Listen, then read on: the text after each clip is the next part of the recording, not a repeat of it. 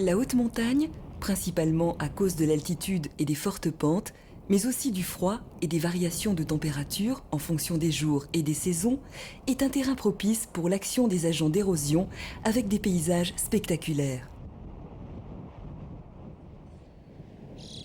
Quand la température se réchauffe, la neige et la glace fondent et l'eau s'infiltre dans les fissures des roches. Puis, le froid revient. Dans les fissures, l'eau gèle et augmente de volume, ce qui provoque la dislocation des blocs qui peu à peu se détachent et tombent au pied des parois ou sur les glaciers.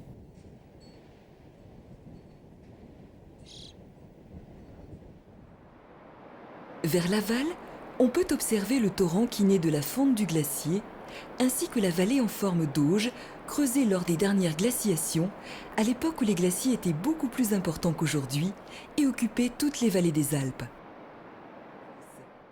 Elles sont aujourd'hui reprises par l'érosion et sculptées en forme de cheminée des fées ou de demoiselles coiffées d'un chapeau, grosses pierres qui les protègent du ravinement et de l'érosion.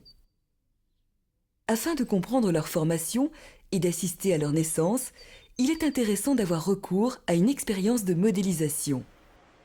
Une moraine est un matériau hétérogène ayant une certaine cohésion et constitué de particules fines, de sable, de morceaux de roche ainsi que de quelques blocs beaucoup plus gros.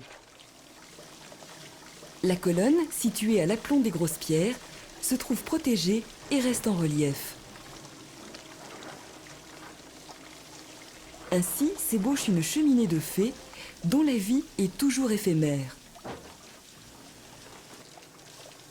Le chapeau finit par tomber et la cheminée disparaît, poursuite incessante du phénomène de l'érosion.